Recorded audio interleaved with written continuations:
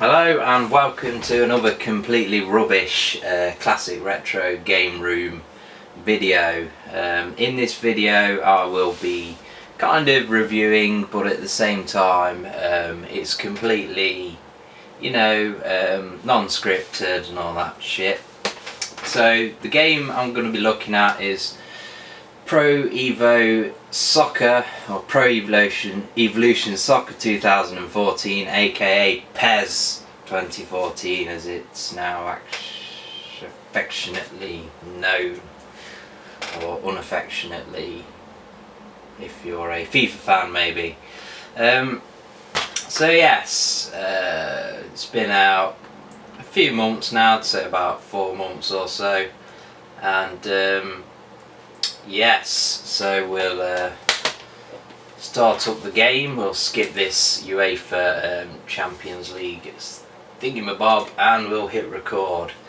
So I've been playing a bit of this game and I'm quite impressed by it. Now the actual core of the game, which I'll be looking at, I think is great, but the problem is everything kind of around it doesn't add up to the total, amazing football experience. For a start, here you can see the menu. It's pretty basic. We've got a shitty kind of CGI polygonized Luis Suarez, I think it's supposed to be.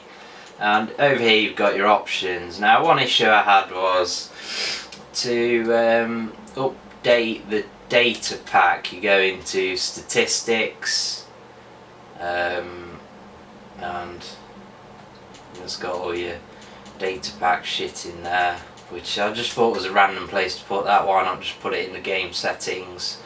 And if you go over to options over here, now this is pretty straightforward apart from the like I say, the data pack being not in the options and in that stats menu. One thing you'll want to do is, I think it's under system settings, maybe not, or it might be because I've already done it, it's just the option's been removed, but you can actually install the game onto your PS3 hard disk, and you have to do this, not in the sense that you put the game on and it forces you to do it, but you start playing the game and it stutters every time the ball goes out and things like that. You install it onto the hard disk, none of that. So I've seen reviews before saying that the game stutters and all this bollocks. You install it on your hard disk, it gets rid of it all, so you definitely want to do that. So I'm going to go in for Football Life. It's got this Become a Legend where you play as one player. You got your Master League, which is your bread and butter Pro Evo. If you've played Pro Evo before, you'll know what it is. You pick a team and it doesn't put you in that team's league, it puts you in a league that's got shitloads of other teams, and you have to work your way up from the bottom no matter who you pick. It just gives you a random load of players who are generally shit. So obviously you got your match, as you say, you got them different modes under the Football Life. Competition, in here you got the Champions League, Europa League, with all the music and all that shit. The problem is that, the Champions League is licensed, the players are licensed, but the teams aren't. So it's the correct players with made up team names. You got some training, to be honest I've not looked at that, and then obviously you've got your edit, and you'll be able to find an option file somewhere on the internet to basically give you all the proper kits and everything. So that's probably something a lot of people will want to do straight away.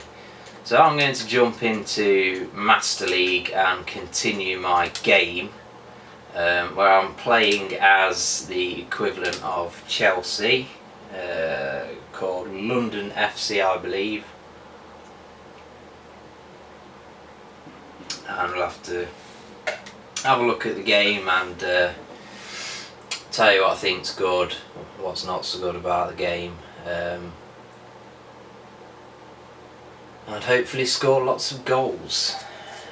it is pretty. The game is pretty easy at the beginner level, but it is a game that almost kind of forces you to take longer shots, and they are quite satisfying. Even when the goalkeeper tips them over, or they hit the bar, or they make a save, it's still satisfying to take a long range shot, which is kind of a bonus. So this will chuck me into the screen for the Master League. Here you go, you can see I've got a minus nearly 1.5 million deficit, and we'll forward time until the next match.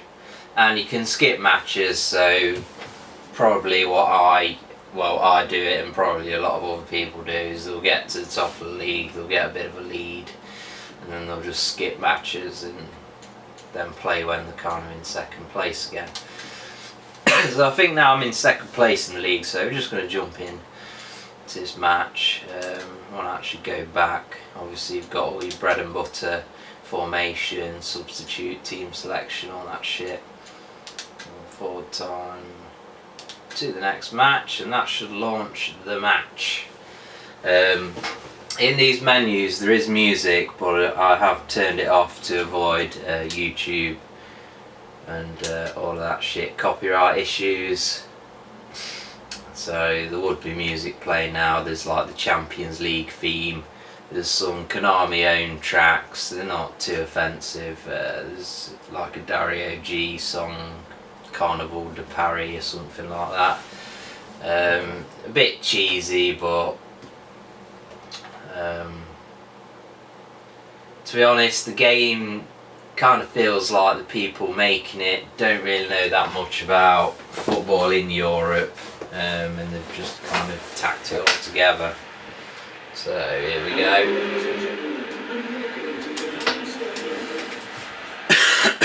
Wait for it to just load. Of course, by the time it's loaded the stadium, you do actually expect to be able to jump straight into the game, so it's kind of annoying that you can't. So still wait for it to load. Obviously this will take longer if your game isn't installed off the disc due to the slower Blu-ray drive. All set. So apart from the graphics, I think the game engine on this game, if I just turn it down for a minute, the graphical engine looks amazing. I think you know, if you squint, this looks like real football. I've played FIFA 14, well, demo version anyway, and it looks absolutely dire compared to this game in the graphical stakes.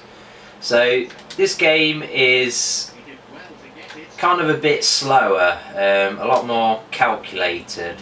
People have criticised it for saying that the players take a long time to release the ball when you take shots, etc., and pass the ball. But for me, I think that is kind of more realistic, because if you're playing a football game, a footballer cannot just instantly release the ball.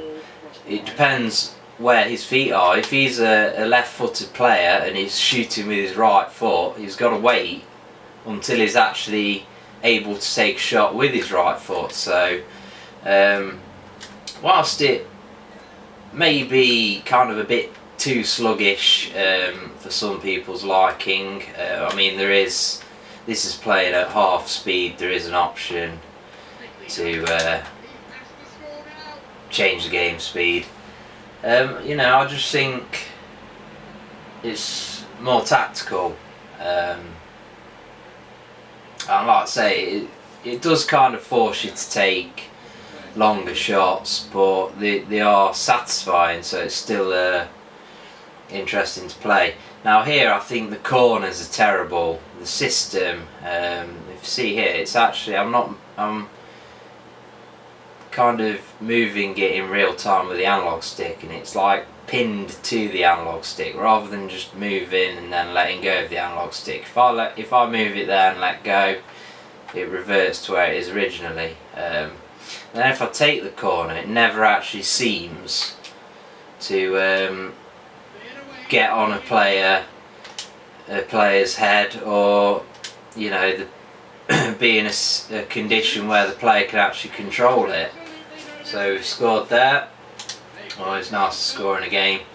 So these little animated bits here, this isn't so bad, but the replays and certain animations can get a bit choppy, but you know, the FIFA ones are manufactured, they're not real time, and if you've never actually noticed that, then you're a bit fucking retarded if you ask me.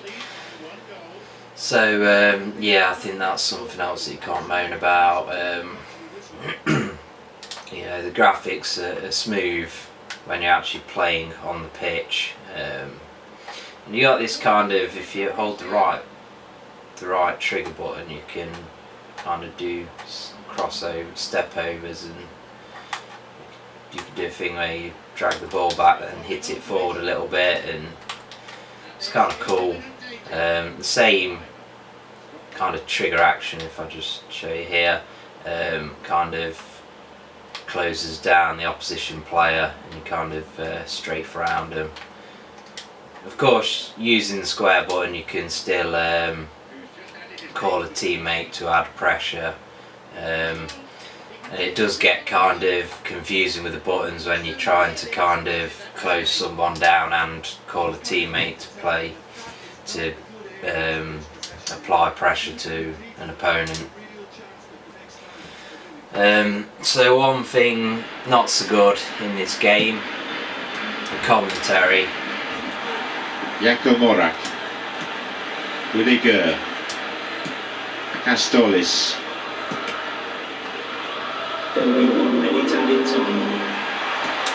Chance! The referee is checking his watch. Now, for me, if I just stop it there, I don't mind it when the commentator just says the players' names, but it's when they try to come out with these one-liners and they just don't work, and they just sound really cheesy and wooden, and I wish they'd just get rid of it in football games. There you got a nice meaty sound of the referee blows his whistle ball hitting the post. Well, you obviously have to give credit to the front men for the half-time lead, but I think and at one point the commentary started to grind on me that much, I thought, fuck this, I'm going to turn it off. And the problem is that the crowd noise is really bad. It's really cheesy, and again it sounds really wooden and unrealistic, and cheesy. So you're better off keeping them both on, because they kind of distract from one another, and you know, both of them kind of detract away some of the awfulness of the other. Well, yes, definitely the commentary grinds, but again, you know, the commentary on FIFA grinds on me as well, to be honest. But it's similar issues with the one-liners and all that. But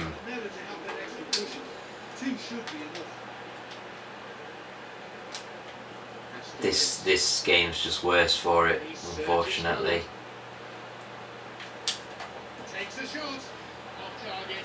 You could put like a nice satisfying swerve on the ball using you know, the stick after you've took a shot, and well, while you're sort of taking a shot and shit like that, get your timing right. Nice bit of swerve, can't beat it. One thing I didn't notice was crap is the through balls. That one's not too bad there, but that was only because it was a kind of through ball that you'd have to go out your way to fuck up. But a lot of the time, you play a through ball and the ball just doesn't go where you want it to go, and the computer doesn't get on the end of it, and you know, they're just not the best.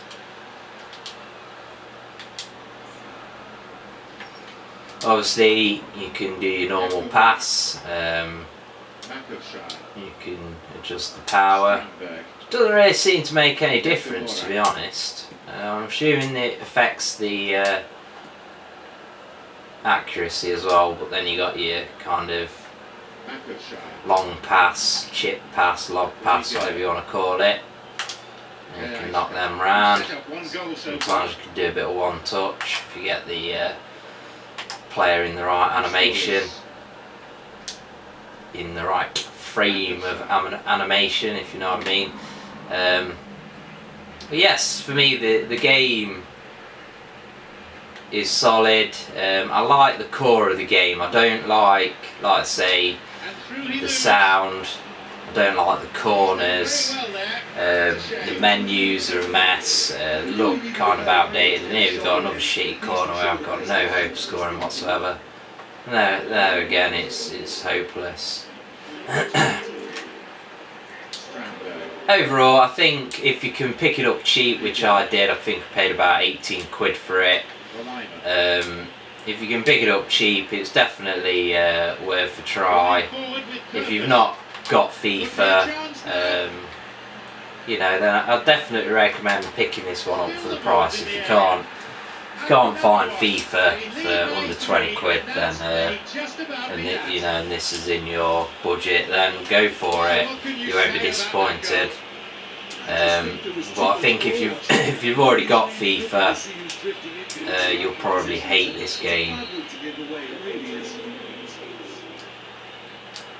They now enjoy a 3-goal lead. Take another long shot. I was going to take another long shot, but He wasn't missed taking the any chances chance. there. It's also worth saying that the slide tackles in this game are extremely satisfying, really nice. If I can do one, there you go. Wildly. He's got possession now. It's on the half volley. Oh, And that was on target. bugger. And we're into added time. Lima. And Borad, whose goal-scoring skills have already been seen. Oh, that should have been there before. I also dislike current games how you can't tackle the keeper. There you go, a bit of a nasty challenge there. Foul. I don't think that I think the referees are really right as well. They've got the right balance of leniency. Could have been another colour too. Certainly some sections of the crowd think red You would have be to more sort of appropriate. go out of your way to get players sent off in a sense. That's it. It's not like FIFA where you can Well, today the team just get your whole showed the team opposite. sent There you go. off Comfortable just winners by in the being end. shit at the game, if you like. So that was one thing that I definitely noticed with the game. Jim alongside me. So I think that kind of wraps it up as a brief look at the game. But I think I'm gonna do a second part of the video, and you know, just concentrate more on the actual gameplay and just have a piss about and a bit of a chatting shit session with it. So if you want to see that, check out part 2.